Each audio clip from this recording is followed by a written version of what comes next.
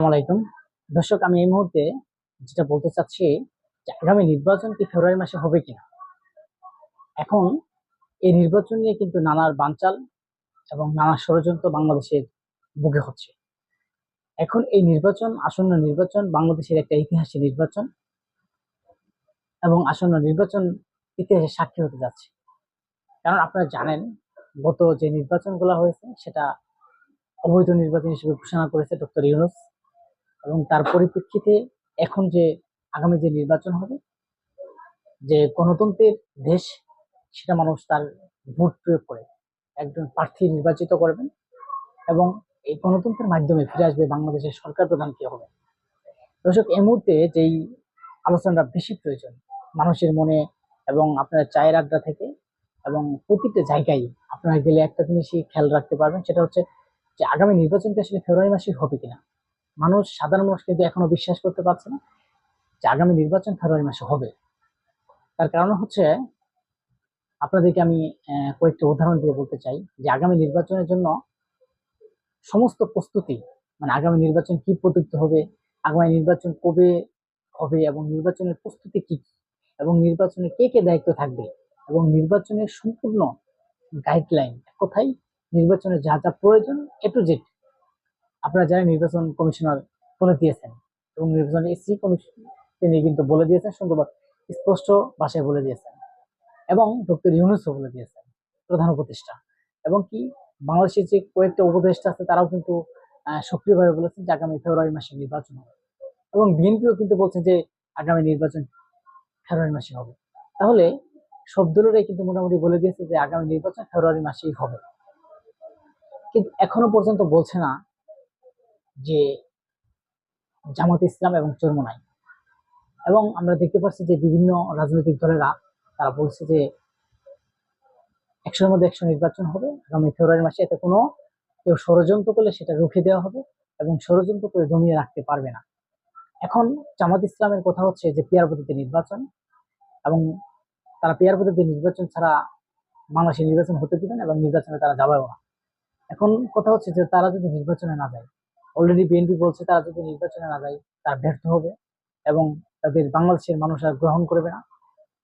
কারণ তারা কখনো তো ক্ষমতায় আসতে পারে না, আজকে 70 বছর ধরে তারা আহ একটা দল হিসেবে প্রতিষ্ঠিত আছে, এখনো পর্যন্ত তারা ক্ষমতায় আসতে পারে না। বিভিন্ন নানা বিতর্কতা সৃষ্টি রয়েছে। তবে এখন এই নির্বাচন কি হবে কিনা, এই যে রাজনৈতিক একটা সমস্যা, রাজনৈতিক সমস্যা এখন বিভিন্ন রাজনৈতিক দলেরা বলছেন। যেমন আমরা গতকাল দেখতে পাচ্ছি যে গণসংহতির সভাপতি জুনাইদ সাদিক জুনাইদ সাকি তিনি বলেছেন যে আগামী নির্বাচনকে সুষ্ঠু সুন্দর করার জন্য এবং বাংলাদেশের যে সংসদের কিছু নিয়ম কাঠামো আছে সেগুলো পরিবর্তন করার জন্য বিভিন্ন রাজনৈতিক কিছু বক্তব্য দিচ্ছেন, যে পেয়ার পদ্ধতি নির্বাচন হবে, এই সংস্কার হবে, এই পদ্ধতিতে হবে, এটা করতে হবে। কিন্তু সেইগুলো করার জন্য এই যে সংবিধান আছে সেই সংবিধান অনুযায়ী বাংলাদেশে সংসদে যেতে হবে, বাংলাদেশের মানুষের ভোটের অধিকার প্রতিষ্ঠা করে সংসদে যেতে হবে, আর সংসদ থেকে এটা পাশ করতে হবে যে এটা আসলে কোন পদ্ধতি হবে, কিভাবে হলে মানুষের সুবিধা হয় সেই পদ্ধতিগুলো করতে হবে। কিন্তু আপনারা যদি এমনি জোরপূর্বক ভাবে একটা দাবি আদায়ের চেষ্টা করেন, তাহলে বলবো আপনারা আপনাদের শক্তি প্রয়োগ দেখাচ্ছে, বা আপনাদের যে শক্তি সেটা দেখাচ্ছে, কিন্তু সে শক্তি করে তো আপনারা পাবেন না। কারণ সে শক্তি যদি বিএনপি দেখায়, আপনারা তো বিএনপির সাথে পারবেন না। এখন হচ্ছে যে বাংলাদেশের যে নির্বাচন, এখন সব দল এবং মোটামুটি নির্বাচনের যে প্রস্তুতি সবই ফেব্রুয়ারি মাসে হবে ইনশাল্লাহ। এখন বানচাল করলে কেউ সেটা রুখে দেওয়া হবে এবং বানচাল করে কেউ নির্বাচন জমাতে পারবে না, এমনটাই প্রধান উপদেষ্টা ঘোষণা দিয়েছেন। এবং আমরাও আশা করি যে আগামী নির্বাচন সুষ্ঠু এবং সুন্দর হোক এবং ফেব্রুয়ারি মাসেতে হোক। আর বাংলাদেশে যে এখন যে সংসদ হয়, আলাইকুম দর্শক, আমি এই মুহূর্তে যেটা বলতে চাচ্ছি যে আগামী নির্বাচন কি ফেব্রুয়ারি মাসে হবে কিনা। এখন এই নির্বাচন নিয়ে কিন্তু নানার বানচাল এবং নানা ষড়যন্ত্র বাংলাদেশের বুকে হচ্ছে। এখন এই নির্বাচন, আসন্ন নির্বাচন বাংলাদেশের একটা ইতিহাসী নির্বাচন এবং আসন্ন নির্বাচন ইতিহাসের সাক্ষী হতে যাচ্ছে।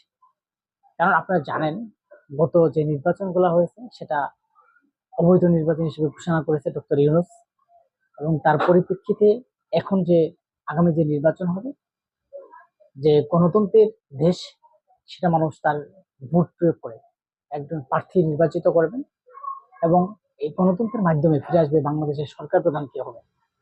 দর্শক, এই মুহূর্তে যেই আলোচনাটা বেশি প্রয়োজন মানুষের মনে এবং আপনার চায়ের আড্ডা থেকে এবং প্রতিটা জায়গায় আপনারা গেলে একটা জিনিসই খেয়াল রাখতে পারবেন, সেটা হচ্ছে যে আগামী নির্বাচনটা আসলে ফেব্রুয়ারি মাসে হবে কিনা। সাধারণ মানুষ কিন্তু এখনো বিশ্বাস করতে পারছে না যে আগামী নির্বাচন ফেব্রুয়ারি মাসে হবে।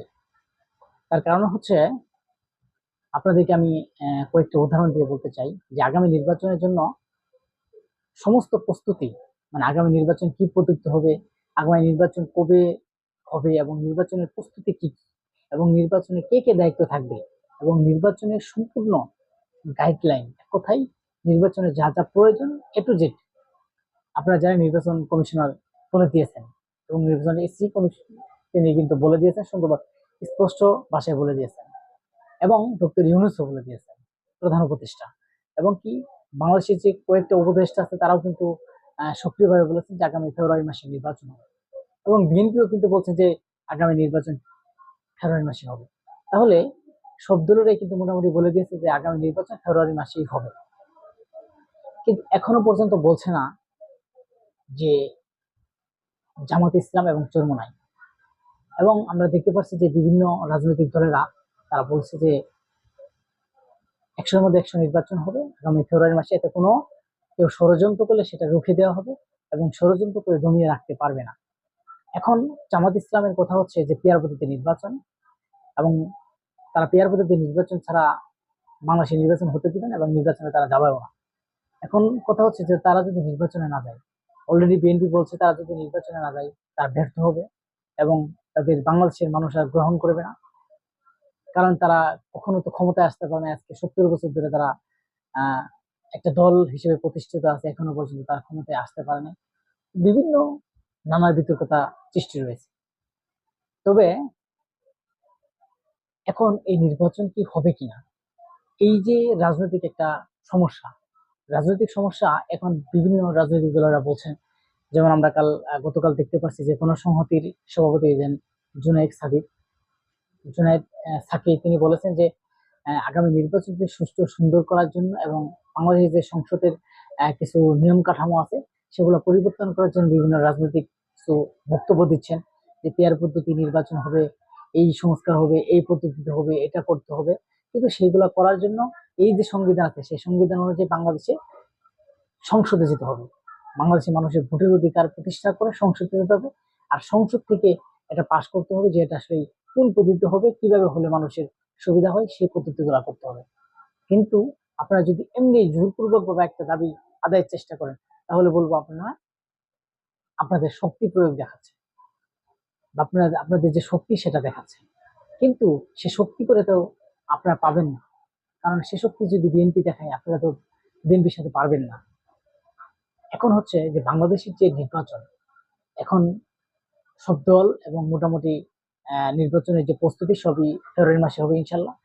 এখন বানচাল করলে কেউ সেটা রুখে দেওয়া হবে এবং বানচাল করে কেউ নির্বাচন জমাতে পারবে না, এমনটাই প্রধান উপদেষ্টা ঘোষণা দিয়েছেন। এবং আমরাও আশা করি যে আগামী নির্বাচন সুষ্ঠু এবং সুন্দর হোক এবং ফেব্রুয়ারি মাসেতে হোক। আর বাংলাদেশে যে এখন যে সংসদ হয় সে